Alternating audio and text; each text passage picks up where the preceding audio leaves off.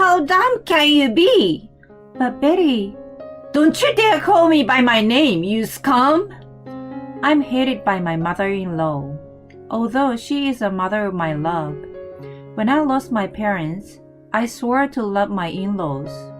Contrary to my promise, my relationship with Betty isn't going well, and if anything, it's only causing me more pain. I wonder how this started. I didn't get married to spend a life in this way. Bullied by my mother-in-law, but I can't tell my husband, and I'm mentally reaching my limit. What saved me is the appearance of an unexpected person. My name is Maya, 28 years old. I graduated from a state university with a nursing degree and followed in my mother's footsteps to be a nurse. Growing up, watching her work in the hospital, I dreamed of helping many patients one day. I had good knowledge of medicine, so my friends often consulted me about their health.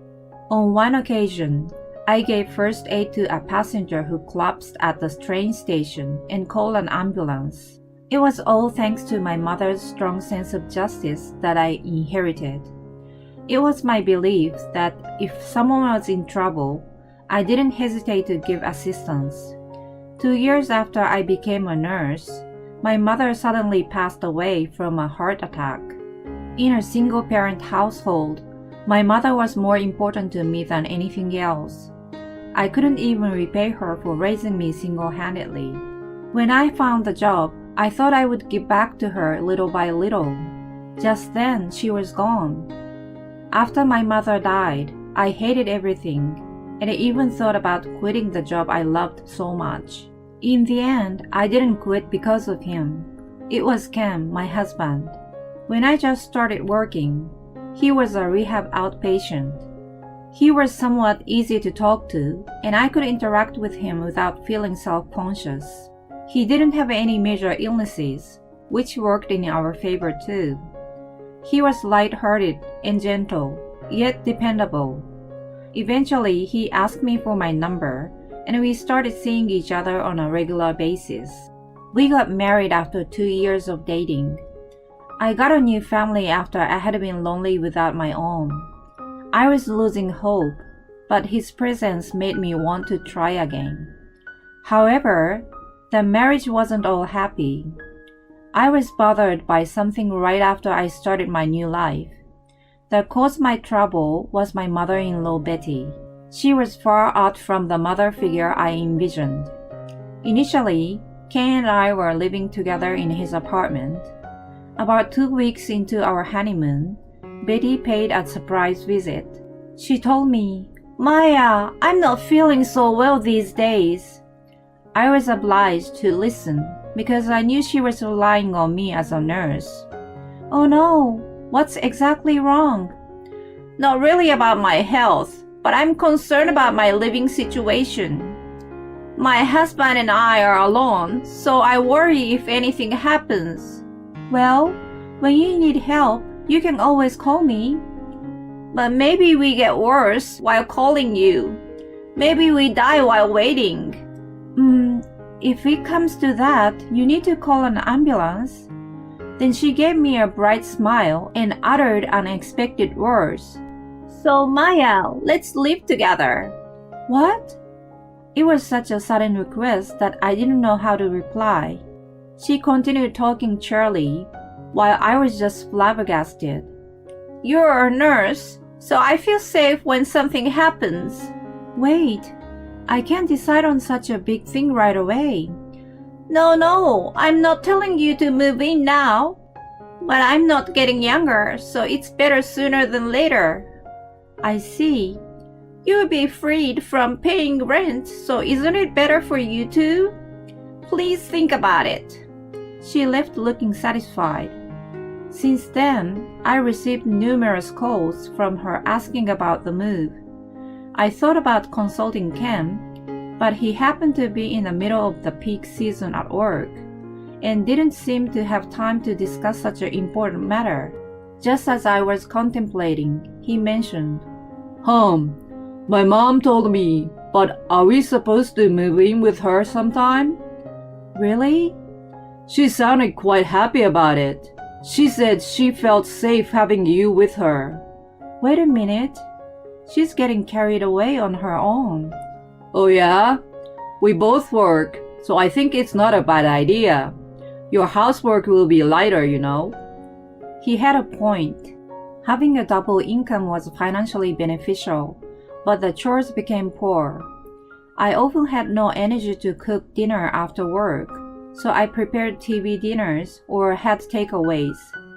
Ken always said he didn't mind, but I was skeptical. Once I started thinking about it, more and more concerns piled up in my mind. I came to think that it might be best to move in with the in-laws for him. As a result, I reluctantly agreed to Betty's request. Thus, just 2 months after our marriage, we started living with my in-laws.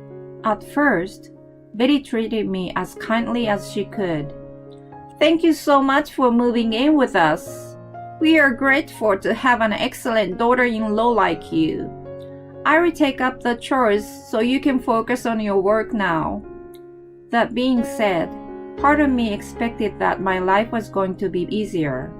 But in reality, instead of becoming easier, what awaited me was living in hell. Just 1 week after I moved in, her attitude toward me took a drastic turn. She began discreetly bullying me. Hey Maya, are you really going to depend on me for all housework? I don't intend to. I do cleaning and washing on my days off. Huh. Who do you think you are? Isn't that a little unfair, you being a daughter-in-law? No, I don't mean to. It's obvious. You put everything on my shoulders and just want to make money for yourself. So sneaky. My mouth was agape to hear such an accusation from her. Who said all the housework was going to be taken care of in the first place? Since then, I tried to help her as much as I could. I prepared breakfast and did laundry before going to work. If I got off work on time, I cooked dinner. Every time it was for Cam, Betty, and my father-in-law, the 4 of us. I had come to regret that my life with Ken alone was so much easier. As a nurse, my days off were random. Ken was a normal office worker, so our days off coincided only a few times a month. I was off on a weekday and planned to go out for the first time in a while that day. I finished the chores and went to find Betty in the living room. Hey Betty, I'll be out for a bit. What? Where do you think you're going? Just going to a mall. I have to buy a birthday present for my colleague. I will be back soon. All of a sudden, Betty turned red, fuming. What the hell did you say? Going shopping? You got a nerve for a daughter-in-law. Once she became hysterical, it was out of my control. She lost her temper and lashed out at me with her personal point of view. It's not fair that you get to go out. You can't even do your chores right, and you think you deserve to go out? If you have time to hang around, get to your housework. She showed such a temperament only in front of me, and acted so gently in front of Ken and her husband. Gradually, her hostility escalated, and she even began to complain about my work. I was pressured to quit my job just 4 months after moving in with her. When I spoke to Ken about my resignation, he was concerned, but I still couldn't tell him what was going on. I only said that I was worn out and needed a break, to which he agreed. I loved my challenging job, but I was mentally exhausted that I couldn't face my work properly. It was all a ploy by Betty. The next thing I knew, she was controlling all aspects of my life. Was I going to be her puppet as long as she lived? Was I going to let her dominate me forever? Although I struggled, she showed her malice only when we were alone. I planned to record her bullying for proof, but I got too nervous when it came down to it and didn't work out in the end. One day, she informed me that she was having her 6th birthday party at home. That was the day she told me. Can you hold on and think for a minute? I hastily tried to change her mind. It's too crazy to prepare for a birthday party now. What's crazy? You go and get a birthday cake and start cooking. But, Hush, you jobless skunk. You're my slave. Do what I tell you. I already have invited my friends. she cheerfully changed into her elegant dress and began putting a lot of makeup on her face. If her friends were coming, failure to comply was not an option even more than usual. I hurried out to buy her cake and to a supermarket, and then rushed back and prepared salads and sandwiches and decorated the cake. When all was ready, Betty's friends started showing up. I was about to open the front door to welcome them in. Stop! Don't you show your face to my friends, okay? But I should at least greet them. No need of greeting from a jobless skunk, aka slave. Go and clean the hallway and the stairs. My friends would pass on the way to the bathroom. Fine. I cleaned as she ordered. Then one of her friends, Wendy, popped her face out to the hallway and asked, Hey Betty, who is that cleaning? Oh yeah, her. She's my daughter-in-law Maya. Has she done some wrong to you? Not at all. She looks very eager. Eager? No way. She had to be ordered to clean by me. Wendy was a name I had heard quite often from Betty. I continued to polish the hallway, feeling my face burning in shame at the thought of exposing my abomination to her friends. Seeing me like that, Wendy asked again, Hey Betty, how long are you gonna make her do that? Until it becomes immaculate and everyone arrives. But it's like, Don't worry, Wendy. She's more like a slave than a daughter-in-law. As soon as she mentioned the word, the room fell silent. While everyone seems to be taken aback, she looked down and started yelling at me, probably to show off her status. How useless are you? But Betty, don't you dare call me by my name, you skunk. I'm sorry. I didn't understand why I was being treated this way in front of her friends. Then Wendy rushed toward us and slapped Betty's cheek. At that second, the status of Betty and me switched. Betty was trembling from shock and anger. What did you do that for? Screamed at Wendy with a burning face. Wendy calmly answered, I'm disappointed in you. I thought we were good friends. So why did you slap me? Such a savage act. Who is a savage? You mistreat the person who saved my life so terribly. Saved your life? Betty stared at her dumbfoundedly.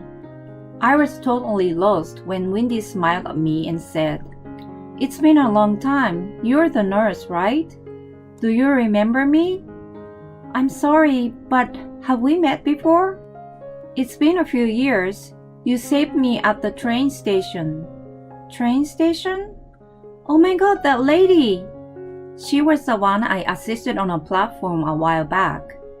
I remember giving first aid to her, who was unconscious at the time, and calling for an ambulance while frantically talking to her. I suppose she remembered the whole thing. She must have vaguely remembered my face and voice, and maybe asked the hospital about me later. I'd never imagined that I was going to meet her again in such a circumstance. I was surprised, but Wendy happily continued her story.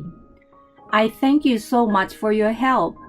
I still remember you holding my hand and talking to me until the paramedics arrived. I'm so glad that you made it. I owe it to you.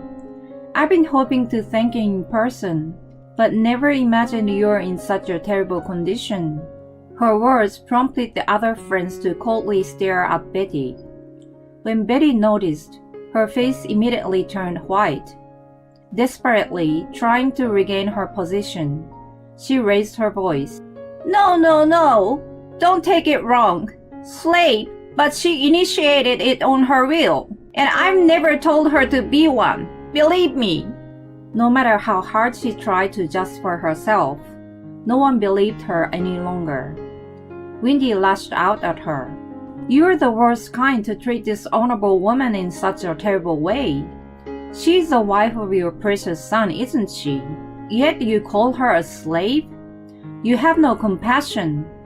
Wait, Windy, I don't mean to. Then how do you mean? I remember her thriving and glowing with full of life back then, and now she looks so pained. I have no doubt you took the life out of her. Apologize to her now. What are you waiting for? Betty shed tears being scolded by Windy, and resentfully apologized to me.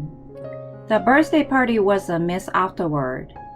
Everyone changed the way they looked at Betty. Discovering her true nature, they left one by one. Windy stayed back and explained the whole ordeal to Ken and my father-in-law. All the facts came out, and Betty's malice was exposed. My father-in-law was outraged and immediately demanded a divorce. "Get out of here now," he scolded Betty, who frantically apologized in tears. It had become an uncontrollable chaos. My father-in-law hired a divorce attorney the next day, and Betty was kicked out of the house. She had been a penniless housewife and lost her home and family at once. What kind of life she was going to lead from then on? I didn't want to imagine how miserable it was going to be, but I had no sympathy for her. She had planted the seed on her own. As for me, I still live with Ken and my father-in-law. I'm working once again and living a fulfilling life. Ken still seems to be remorseful. He must be feeling pretty responsible because he often speaks to me with a gloomy expression. "I'm really sorry, hon, about my mom." Let it go now. I got to meet Windy anyway. By the way, are you going to dinner with her soon? Yeah, she's taking me to her favorite restaurant. Well then, let me pay for it. Yes, thank you, hon. Winnie and I became good friends after the incident.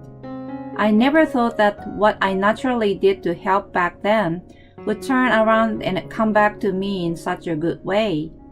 I'm assured now that my way of life is not wrong. With this in mind, I will live on.